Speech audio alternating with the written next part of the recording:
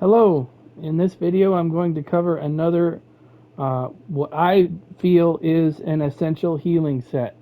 Uh, there may be some disagreement with against this. I don't care. This is, in one of my opinions, this is the perfect add to your spell power cure and Ozazon pairing. This is basically an entirely uh, coordinated overhealing build. Everything on this build procs off of overheals, which makes everything proc off of the same uh, condition, which is nice. You don't have to do anything special to run this build. Um, I have the Perfected Kyne's Wind set. Now I have this front barred because you can only proc this once every 10 seconds, so you don't necessarily have to have this on the body.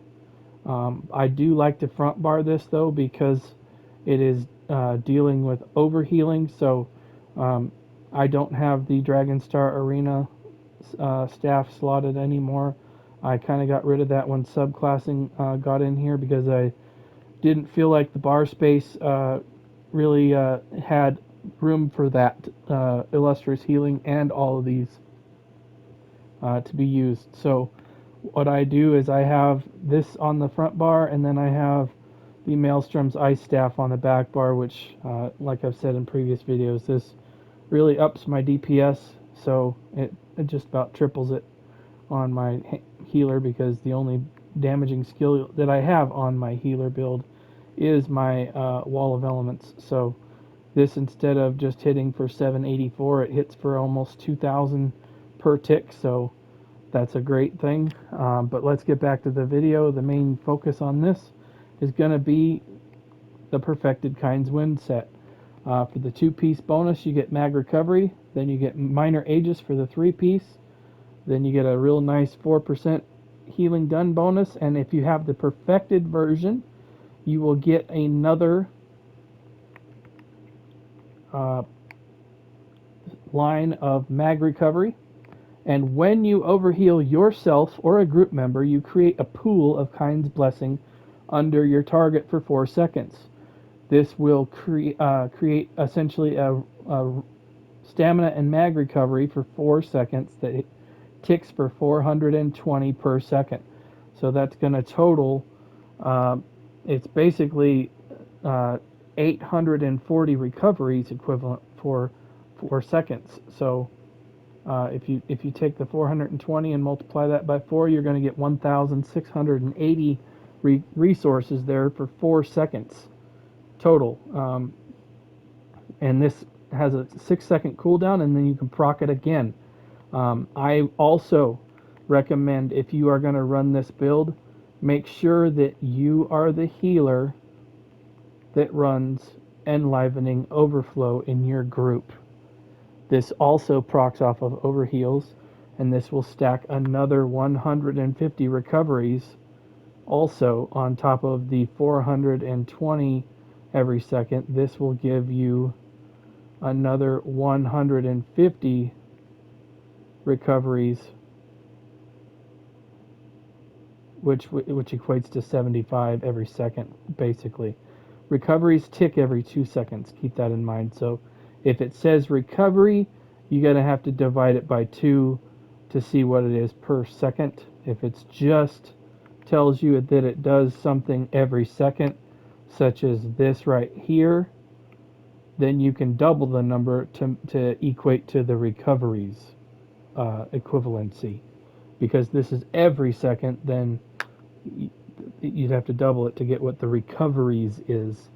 Um, so 420 plus the 75 would equate to 495 recoveries for at least 4 seconds, and then 75 would continue for another 2, and then it would reset again.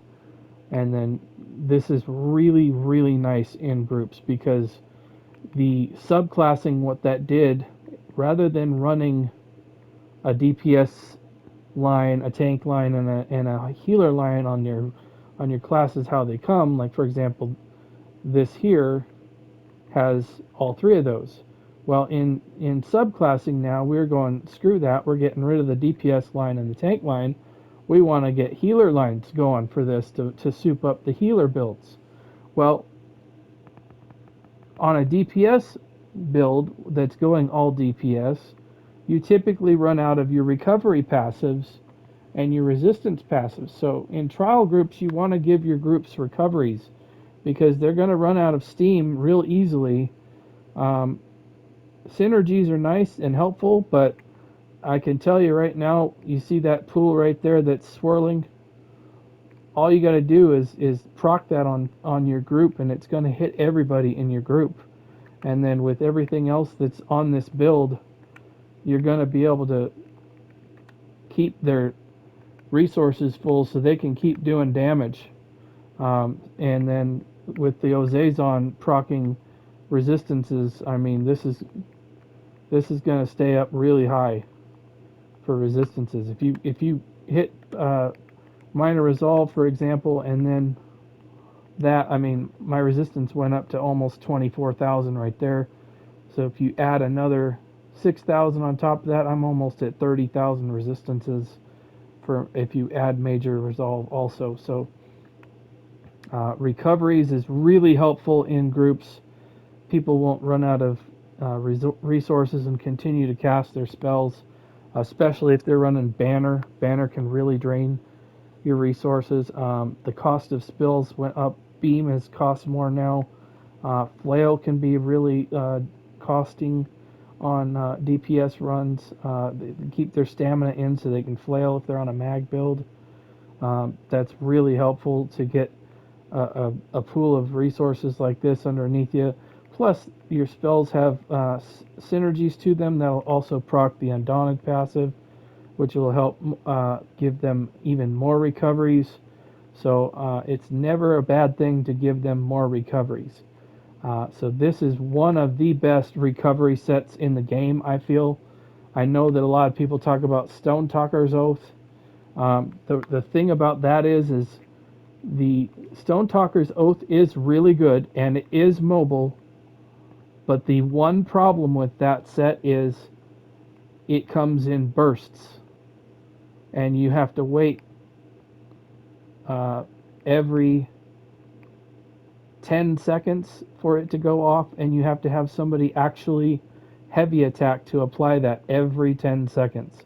Whereas this just procs passively now off of overheals, so you don't have to do anything that you're not already doing. This is just really easy to run with everything else that's on the build.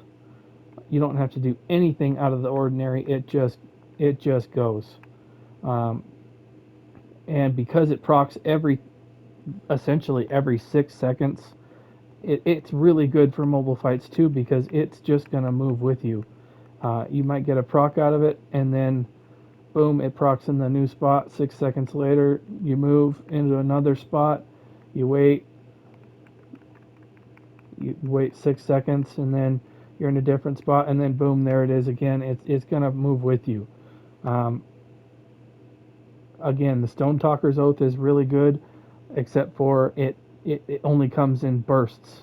I know the new trial, Ossian Cage, has a recoveries set at the very bottom here, recovery convergence. They've changed this now to where there's not a cooldown on the stacks.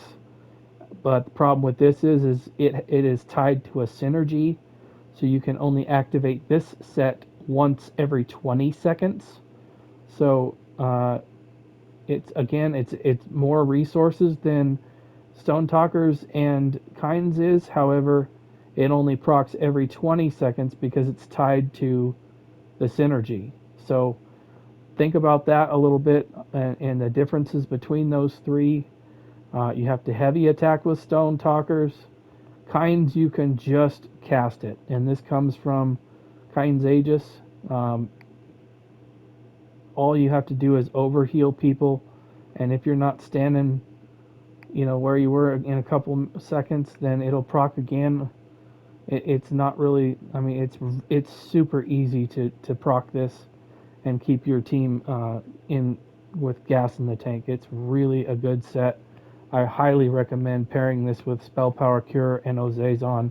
That way your build really synergizes off of the overheal stuff. And like I said, make sure that you go in your blue tree, and if you're communicating with your other healer, tell them you are running Enlivening Overflow. Only one of your healers in your group needs to run this because it does have a cooldown, and you can't both overheal everybody and proc this on everybody. Once somebody's on cooldown for this, they're on cooldown. It's not like somebody else can heal somebody and give them this. If you are not running this, I would recommend running From the Brink, which is a damage shield that procs if they dip below 25% health. This will help you get them back up to full. But that's it for this video. Thanks for watching. I'll see you in another video. I'll try to do some more healer stuff. I know that's kind of lacking online, so I'll try to cover as much of that as I can. Mixing in some other topics as well. Thanks for watching. Check out my channel and the other playlists on there. I've got stuff organized by topic. See what you like on there. Check it out. Thanks for watching. Bye.